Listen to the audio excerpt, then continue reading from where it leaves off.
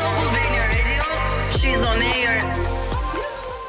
Përshëndetje dhe mirë se keni ardhur në She's on Air në Top Albania Radio 100 FM dhe në kanalin 10 në Digital. Jam me këto zanat e mia të bukura që me Verën jam bërë akoma më të bukura. Vajza, mirë se erdhët përsëri. Mirë se të gjetëm Mina. Me sa duket na ka kapur pak dielli këto faqe, na ka bërë kështu si me blash natyral. Ju ka kapur shumë bukur dielli. Nikol njëherë nuk dua të shoh fare. Nikol refuzoi. Nikol e ka tepruar me rrezet e diellit. Po vërtet nuk marr kur mjaftueshëm. Kur. Dhe madje neve sot do flasim pikërisht për këtë. Do flasim pak për kujdesin e lëkurës në këto ditë të nxehta, se çfarë ne duhet të kemi shumë kujdes, se si ne duhet të ruhemi nga këto rrezet e nxehta. Dhe këtu bashkë me ne sot është Senera Hoxha.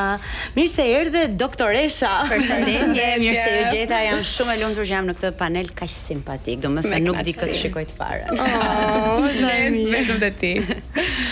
Doktoresha, si të dukemi njerë? Si po të duket atmosfera këtu te ne? A mendon që kemi kapur rrezet e diellit ashtu siç duhet apo kemi gabuar diku? Na trego se po na shek shumë nga afër tani. Jo, mendoj që të gjitha ju jeni nxirr bukur dhe keni marrë fiksa të rrezet e shëndetshme, ato që janë të rëndësishme për të sintetizuar vitaminën D, edhe për të hequr stresin dhe depresionin, ëh? Ju e dini që dielli është një faktor i rëndësishëm për të ndjerë mirë. E shoh gjithmonë Nikolin çdo javë më të buzëqeshur. Kështu që mund ta marr përgjigjen. Doktoresha, këtë pyetjen që sapo ta bëra unë, a ndodh që ta bëjnë shumë njerëz kur kalon në rrugë për shembull se ndodhesh në plazh, se ti je shumë e njohur në fushën e estetikës, njerëzit e dinë shumë mirë që mund të marrin këshilla shumë të dobishme nga ti.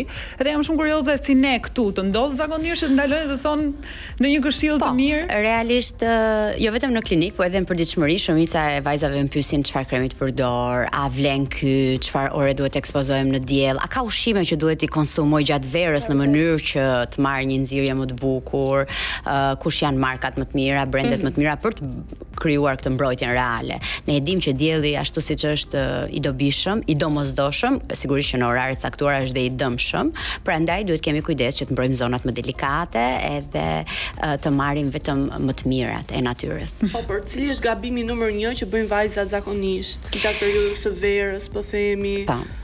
Ka një gabim, është gaf në fakt, nuk është gabim se tashmë dihet, është hedhja e parfumit anasqafës dhe ne dimë që gjitha parfumet përmbajnë alkool, glicerin, një sër komponentesh të cilat në kontakt me diellin, pra para ekspozimit në diell, fillojnë dhe krijojnë aty një gryrje të lëkurës dhe automatikisht lëkura është pa atë barierë mbrojtëse dhe krijon njolla të frikshme, pra bën një djegje reale të këtyre zonave ose në dekolte ose anasqafës. Në fakt është një gabim që bëjnë dhe çunat dhe gocat.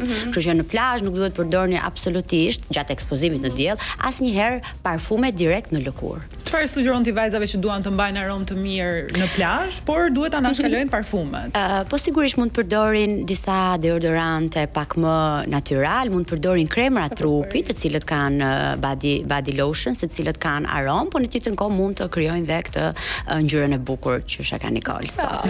Jo, ato vajrat merat e mira, esencial, po. Duke ngelur dhe të ushqimet që ju donit na ceknit. Unë deri tani kam qëndruar te karotat, patjetër. Çfarë tjetër do na sugjeronit ju për të qenë pak më in? Karotat janë shumë të rëndësishme, se kanë beta karotene dhe patjetër që ndihmojnë në një nxirje perfekte, por është edhe speci i kuq, shumë i rëndësishëm. Po.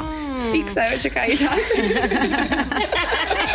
Jo pikante, specat e ëmbël, po flasim për specat e ëmbël. Piperka, fiks.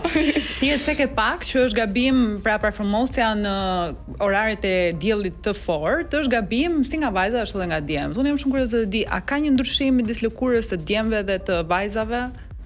Gjenetikisht ka një ndryshim midis lëkurës gjithsecilit prej nesh praktikisht. Dikush është fototip më i çelët, ne i ndajmë në disa klasa, dikush është pak më marron, pak më esmer. Edhe sigurisht që lëkurat më delikate dhe më të brishta janë ato që janë fototip 1 dhe 2, që janë bardhoshët, zakonisht kuqalashët, ata që i kanë syt me ngjyrë, që nuk kanë shumë vetulla, që nuk kanë pigment praktikisht. Njerëz që nuk arrin të sintetizojnë mjaftueshëm melanin.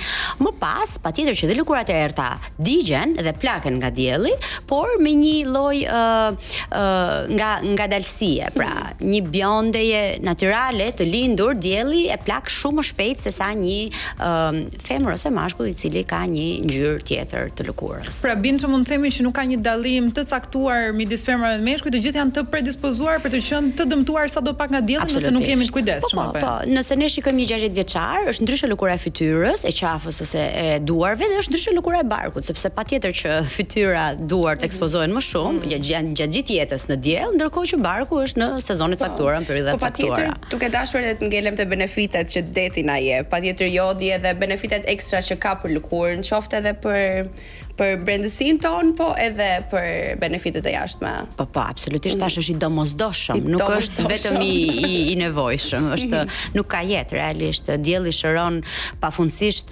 sëmundje, qoftë dhe sëmundjet lëkurës, kanë nevojë për disa sëmundjet lëkurës kanë nevojë për ekspozim në diell në mënyrë që të shërohen dhe të përthahen. Po mirë se jo të gjithë kanë atë mundësinë të shkojnë në plazh dhe ndjekin këto pishinat, po themi ky klori si ndikon në lëkurën e gocave, të mos atyre që kanë akne. Klori është shumë i dëmshëm, edhe jo vetëm klori, ka një sër elementesh që është tek uji i pishinave. Sot vetëm pak pishina mendoj në Tiranë ose për rreth mund të kenë ato standardet e larta për ta ripastruar ujin dhe për të qenë realisht i purifikuar për t'u larë normalisht. Jo vetëm atë, po ndryshon pH-in, jo vetëm të lëkurës, por edhe të zonave intime, ka shpërthime aknesh, ka infeksione nga veshja, apo pafundësisht këto lloj problematikash. Unë do ju sugjeroja që në pishina sot ka dhe dushe dhe mund edhe të freskojnë në dushe dhe të ekspozojnë në diell. Sigurisht në oraret më të duhura, jo domosdoshmërisht të notoni.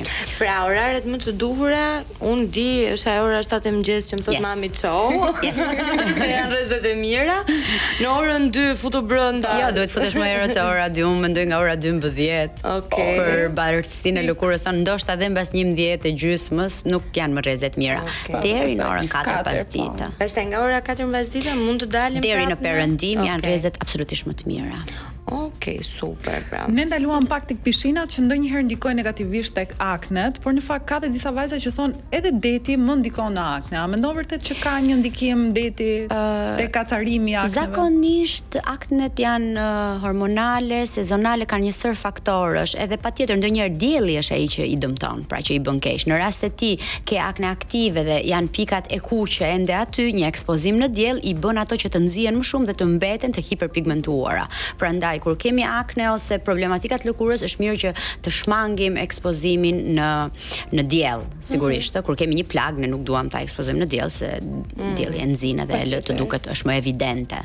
Cilat janë gjërat që një vajzë duhet të ketë patjetër me vete në çantë kur shkon për në plazh? Okej, atëherë duhet të jetë ujë i pishëm. Primarja. Ujë natyral, ujë të pastër, duhet të ketë krem me faktor mbrojtës për fytyrën dhe për trupin. Mos të harrojmë që kanë tjetër tipologji, edhe ne nuk mund të përdorim vetëm një krem supermarketi, çfarëdo për t'u lyer gjithandej. Fytyra ka tjetër lloj pH-i, ka tjetër lloj yndyre, çdo kush prej nesh është i ndryshëm, do një teksturë që ty të qëndron mirë. Dhe patjetër që mund të ketë her pas here ujë termal për t'u rifreskuar dhe për ta hidratuar lëkurën. Duhet të ketë ndonjë hidratus, vaj ose balm, janë këto si balsame tani, këto si çokolata që patjetër mund të aplikohen tek këmbët, tek gjymtyrët për të nxjerrë bukur, si Nikoli ka bërë vdek besoj këto produkte. E kam ruajtur nga shezloni ngjitur. Edhe nuk e di domethënë çfarë firme ka falimentuar se ne nuk përmendim dot sot. Jo, sot nuk mundemi. Po që këto janë the essentials, një hidratus për buzët, patjetër buzët thanë shumë në plazh, edhe krem duarsh, krem për të ndjerë sa më mirë. Por e para është SPF-ja. Gjithë secila prej këtyre produkteve që përmendëm duhet ketë sun protection factor ose atë proteksionin e diellit. Tani na tregon patjetër. Je kurioze për lëkurën e doktoreshës? Se unë atë po shikoj që është perfekte, të them të drejtën, edhe jam shumë kurioze e di. Je gjithmonë rigoroze me skincare-in tënd apo i bën ti ndonjëherë bish kësaj pune? Unë përpiqem të jem gjithmonë shumë rigoroze, po sigurisht që ka edhe ndonjë natë që mund të flemem. Unë dua të ma lësh edhe pak minuta sekret dhe ne do kalojmë në një hapësirë të shkurtër publicitare, do rikthehemi pas pak për të zbuluar më shumë sekrete se kaq.